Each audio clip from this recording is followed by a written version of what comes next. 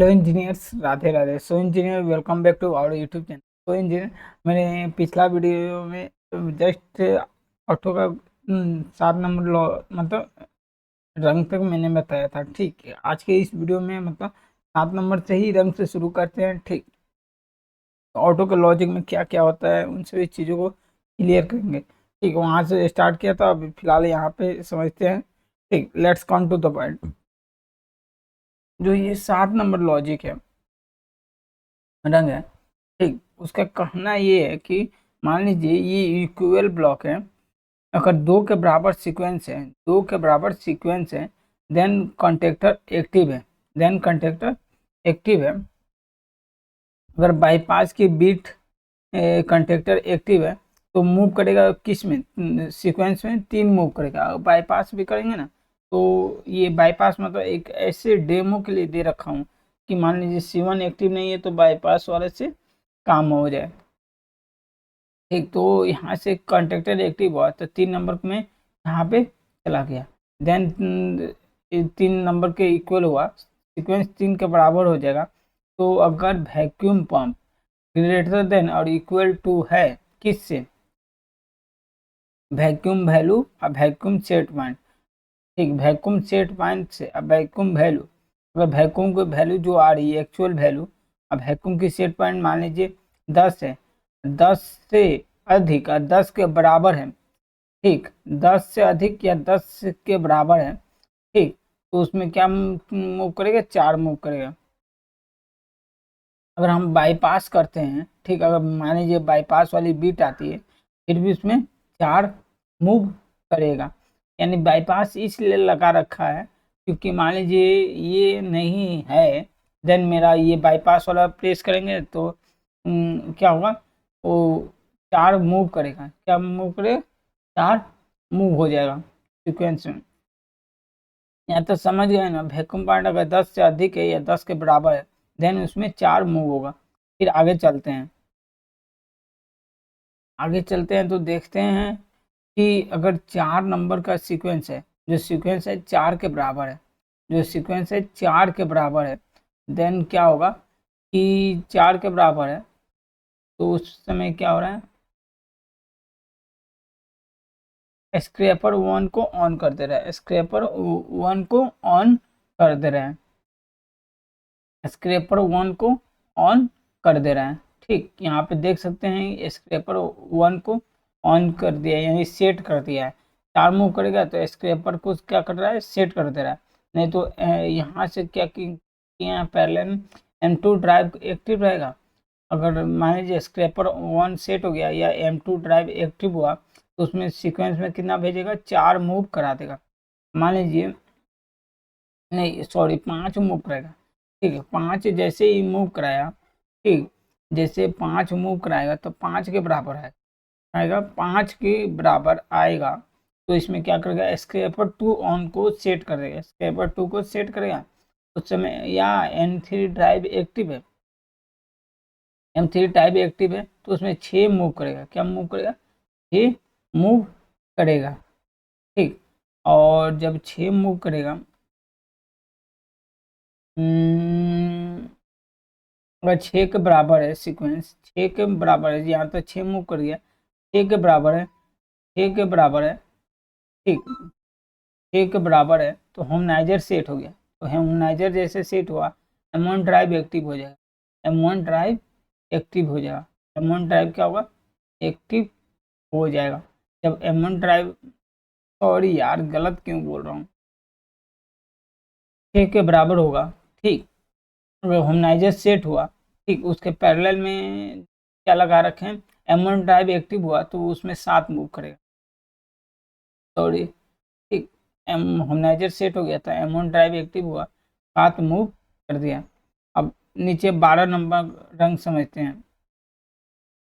इसमें क्या बोल रहा है कि C1 एक्टिव है, कंडक्टर एक्टिव है, तो ये वैक्यूम पंप ऑन टाइमर की एक चलेगा।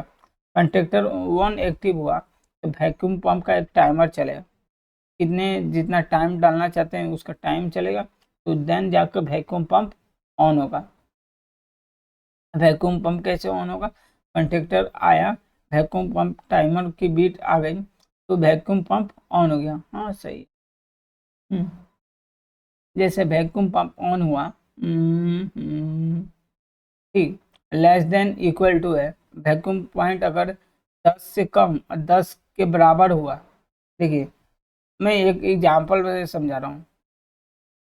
अगर वैक्यूम पंप 10 से कम, यानी यहाँ पे दे रखे हैं 10 से कम या 10 के बराबर, तो यहाँ सेट पॉइंट होता है, यहाँ वैक्यूम वैल्यू होता है। 10 से कम 10 के बराबर हुआ, एक टाइमर चलेगा, वैक्यूम चेक डिलेगा, वैक्यूम को ये चेक करेगा, जांच करेगा। 10 से कम हुआ तो एक टाइमर चल जाएगा, ठीक, कुछ सेकंड के लिए, तो उस समय वैक्यूम पंप को क्या कर देगा, सेट कर देगा, यानी ऑन करा देगा। यहाँ तक तो समझ गए।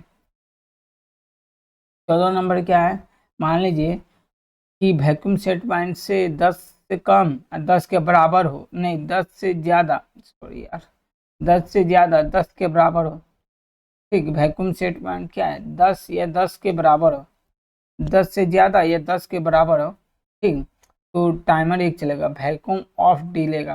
वहाँ लेस देन था ना, यहाँ पे ग्रेटर देन। मान लीजिए इसका क्या है कि वेरिएबल कितना दे रखा है, ये दिखा देखता हूँ।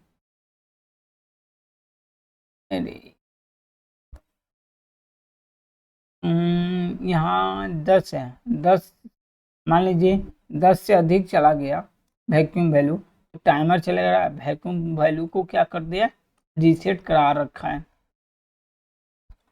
अब मान लीजिए ऑटो में सिलेक्ट है, वैक्यूम वाल्व नहीं आ रहा है, ठीक है, ऑटो में सिलेक्ट कर दिया हूँ मशीन, वैक्यूम वाल्व नहीं आ रहा है, ठीक, तो टाइमर क्या चलेगा, वैक्यूम ऑफ डीले का 10 नंबर टाइमर चलेगा, वैक्यूम पंप को रीसेट कर देगा। ये अगर इमरजेंसी भी आया और टाइमर चल गया, ठीक, तो उस समय भी वैक्यूम पंप को क्या करें, वैक्यूम पंप को रीसेट करा देगा। यहाँ तक तो समझ में आ रहा है ना, वैक्यूम पंप को रीसेट करा दिए। अब मान लीजिए 16 नंबर रंग क्या कह रहा है, ऑटो में है, ये ऑटो में है, ठीक है, बैच टाइम आया, फ्रीक्वेंसी भी आया, ठीक, ऑटो में सिलेक्ट है, बैच टाइम आया, इमरजेंसी आया, रिवर्स स्टॉप सेंसर आया, ठीक, डाउन सेंसर आया, ऑटो सिलेक्ट है, बैच टाइम है, इमरजेंसी है, रिवर्स सेंसर आया, डाउन सेंसर आया, ठीक, अगर सेट पॉइंट अगर लेस देन है वैक्यूम से, देन वैक्यूम वैल्यू, वैक्यूम जितना है सेट पॉइंट उससे कम है, तो वैक्यूम पंप को सेट कर रहा है। वो भी ऑटो सिलेक्ट है, बैच टाइम बन रहा है, इमरजेंसी की बीट आ रही है, रिवर्स स्टॉप सेंसर है, डाउन सेंसर आ रहा है, देन जाके बैच, मतलब यहाँ पे वैक्यूम सेट पॉइंट से कम है, देन वैक्यूम पंप को क्या कर दिया, ऑन करा रखे है, सेट मतलब ऑन होता है। फिर 17 नंबर रंग ये बोल रहा है, ऑटो सिलेक्ट है, बैच टाइम की बीट आएगी, इमरजेंसी है, तो स्टीम जो steam pressure low set point है, ठीक, उसका मतलब क्या होगा, लेस देन और इक्वल टू होगा, ठीक, ऑटो सिलेक्ट है, बैच टाइम है, इमरजेंसी की बीट आ गई, स्टीम लो सेट पॉइंट है, इसके बड़ा, इससे कम या इसके बराबर होगा स्टीम की वैल्यू, स्टीम बॉल को ऑन कराएगा,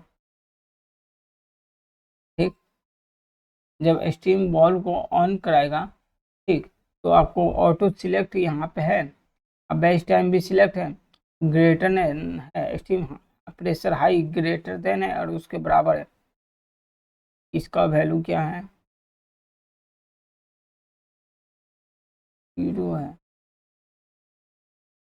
स्टीम हाई प्रेशर हाई है सेट पॉइंट, ठीक, ऑटो सिलेक्ट है, बैच टाइम आ रहा है, अगर इससे अधिक है, इससे अधिक है या इसके बराबर है, ठीक, तो क्या होगा कि स्टीम वॉल्व ऑन को बंद कर देगा, स्टीम वॉल्व ऑन को बंद कर देगा, ठीक, समझ गए, यहाँ चालू किया है, यहाँ बंद कर दिया है।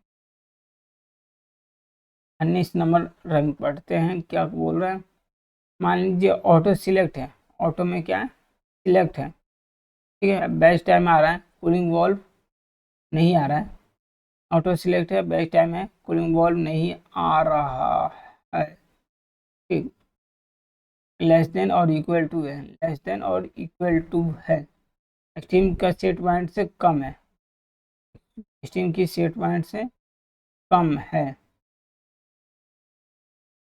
हम्म,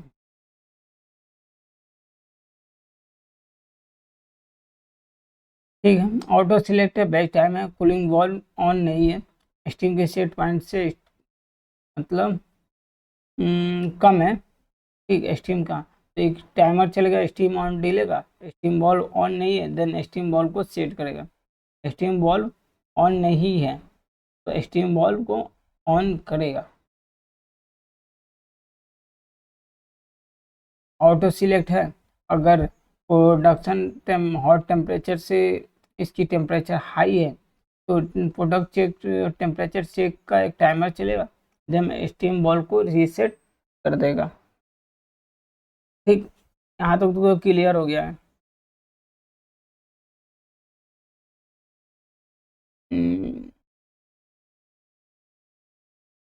और बाकी तो 21 नंबर नेक्स्ट वीडियो में सीखेंगे। फिलहाल ऑटो के सीक्वेंस लॉजिक यहाँ तक आपको समझ में आ गया है, देन आप ऐसी इंफॉर्मेटिव वीडियो अपने कॉलेज के मतलब जितने भी फ्रेंड्स हैं जो ऑटोमेशन में अपनी करियर बनाना चाहते हैं उनको शेयर कीजिए, क्योंकि उनका नॉलेज इंक्रीज होना है। तो आप इस वीडियो को शेयर कर सकते हैं जिनका जिससे उनका नॉलेज इंक्रीज हो कि लॉजिक कैसे पढ़ते हैं, ऑटो सीक्वेंस की लॉजिक क्या होती है, कैसे बनाते हैं। ठीक, वो सभी चीज़ों को मैंने इस वीडियो में डिफाइन कर रखा हूँ। ठीक, तो so engineer share this video to your engineer friend. Thanks engineers, Radhe Radhe.